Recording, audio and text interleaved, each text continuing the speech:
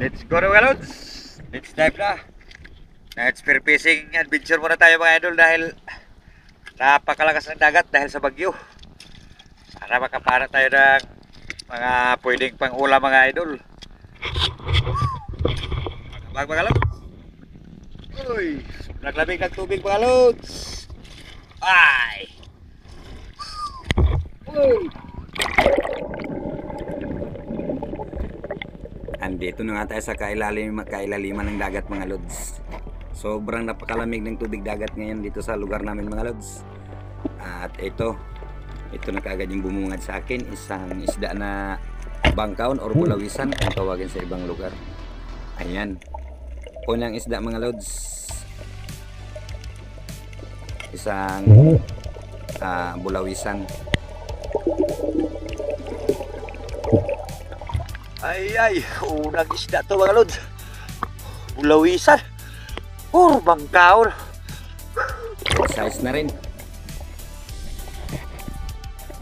At ito pa, second dive. Ganun pa rin. Bulawisan pa rin yung ating mapapana ngayon. Ayan. Wow. Agay, tusok. Ayan mga lods. Bulawisan or bangkaon kung tawagin ito sa lugar namin sa lungsod ng Cortis, Surigao del Sur.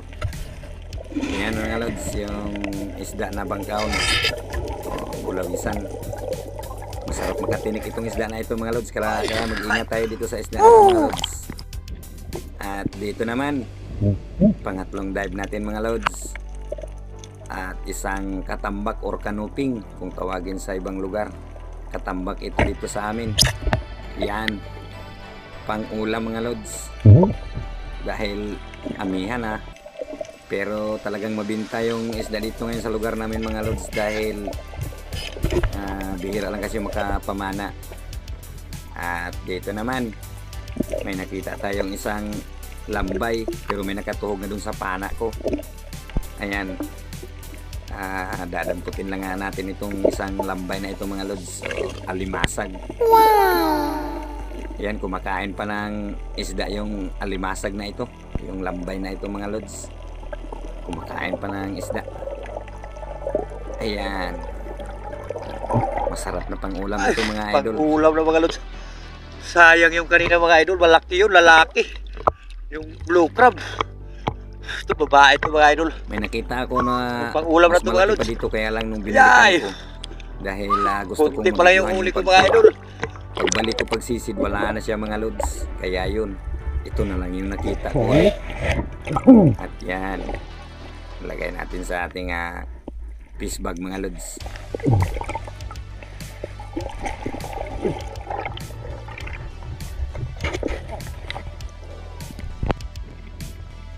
At dito naman sa dive natin ito mga lods, may nakita akong isang palad-palad o isang manitis, pero yung pinana ko dito is yung isang palad-palad dahil medyo malaki na. Masarap kasi ito ipaksa yung mga lods at saka i-prito. Bala ko sanang balikan yung manitis, kaya lang umalis na dun sa pinipistuhan niya, kaya ito yung ating pang-prito. Sarap na pang ulam ito mga idol. Dali-dali kung tawagin ito sa ibang lugar mga lods. Pero ito sa amin, palad-palad. Malaki rin ito mga lods, good size na rin. At dito naman sa lugar, sa spot na to, isang katambak or kanuping. Ayun, agay tusok, pang ulam mga lods. Ayan o. Yan, good size na, pang prito pwede. Ayan, at ito dito sa may damuhan lang, kung tawag sa amin may lusay, nakatago yung isang bangkaon or bulawisan. Ayan o, first class ito dito sa lugar namin ngayon mga lods. Ang isda na ito, 380 ang kilo nito pag ganito nakalaki. Ayan, nasa 2 grams yan mga lods. At dito pa isang manitis. At bago ko napana yung manitis na yun mga lods, pinana ko muna yung isang pusit. Kaya lang, yun nga yung nangyari. dinapisan lang yung manipis, kaya yung na dala natin pa taas is yung ano na lang, ayun oh. Ay, puti na Ayun, lang. pero nahuli din natin yung isang manipis na nadapis yung tama. At meron pa tayong isang pusit na napana mga idol. Ay, sana ululan. Yung pusit, ayan. Ayan mga lods, nailap kasi yung pusit, kaya inuna ko yung pinana yung pusit sa kakuha nun yung camera bago ko napana yung isang manipis. At ito, sa dive natin ito mga lods ay yung nakita ko dito ay isang ano, yung lap na kung tawagin sa amin, lap na isda. Pero familiar din ito ng yung mga samaral mga lods, or ang tawag sa ibang lugar nito mga lods yung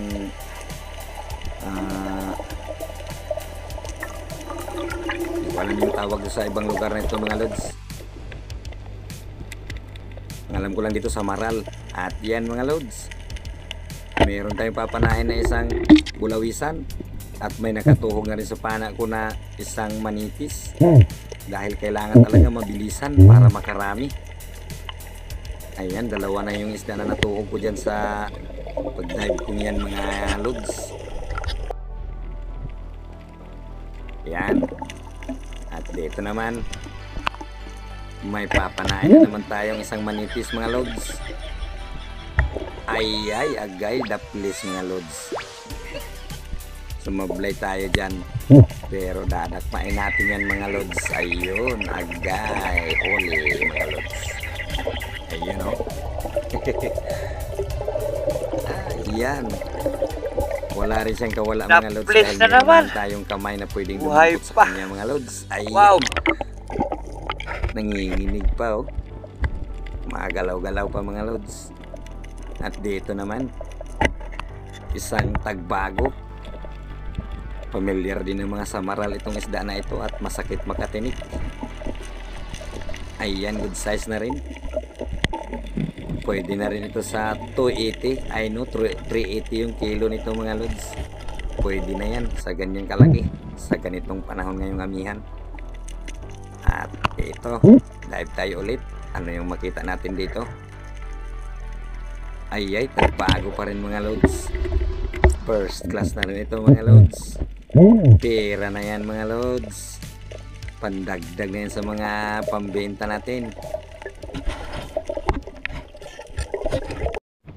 Mga lods, mahulog kami dahil napakasama ng panahon mga lods. Biglang sumama yung tiempo mga idol. At salamat naman sa Panginoon at kahit paano ng mga idol ay nagkaroon din ng laman itong aking fish bag mga lods. Ayan o, halos mapuno rin. Pwede na yan mga lods. Meron ng pera bukas. Ay! Oh! Grabe ka rin kumlawa. Ay magimukha. Ay, ay, nakapana man ikagangis nga. Ay, awa. Nandito na ako sa bahay ko mga lods, at ito yung mga napana ko ngayong gabi mga lods. Ayan.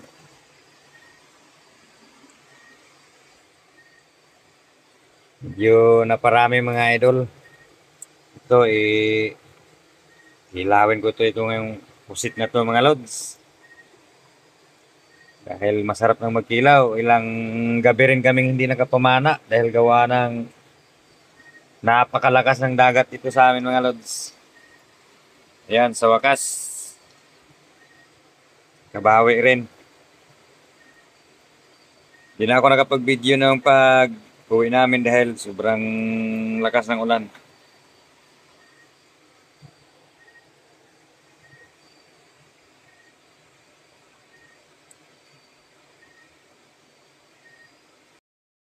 Good morning mga lods, at dito na ako sa bahay ko mga idol. Yung binta ay kinita ko nga kagabi mga lods ay yung binta doon sa isda ko.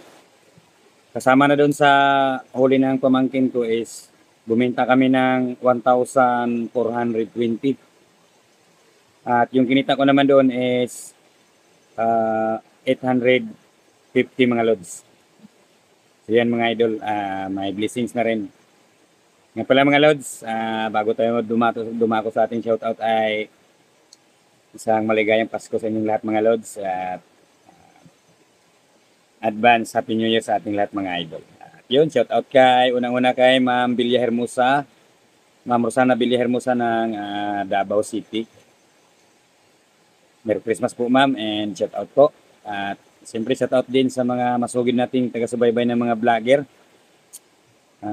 Kina Lods Arinan Fishing Adventure at Rapis Per Fishing sa lungsod ng Liti, at John TV Vlog at Master TV Vlog, Mandaragat Rian TV and Kabugsay TV. Ayan, shout out sa inyong lahat mga Lods. At si Lods Matandang Espero, ayan, shout out sa inyong mga idol sa lungsod ng Liti. Ayan, Merry Christmas sa inyong lahat mga Lods. At kay Lods Yayang Bin, hanggang ngayon ay hindi pa nakapag-upload. Kamusta ka na Lods? Merry Christmas sa'yo. At kay Lods Lionel Muto ng Tandag City. At yun, at dito naman sa Surigao City, kay Jasper TV. Ayan, shout out sa iyo idol. At kay Migo Adventure at kay Frex TV. Ayan, shout out sa inyo mga Lods sa lungsod ng Surigao City. At sa mga silent viewers natin na lagi nandiyan nakatune in sa tuwing may in-upload tayong video, mega love shout out sa inyo lahat mga Lods. At Merry Christmas and advance Happy New Year sa ating lahat mga idol. At sa mga lalong-lalo na dun sa mga kababayan itong FW, Merry Christmas sa inyong lahat mga idol. Ingat kayo palagi dyan and advance Happy New Year. At yung hindi natin na shout out ng mga idol natin, siguro sa susunod nating upload. At huwag niyong kalimutang mag-comment mga Lods para ma-shout out ko na rin kayo mga Lods. Ayan. At kita-kits sa next adventure natin. Night dive spear fishing pa rin tayo mga idol. Kita-kits and peace mga Lods.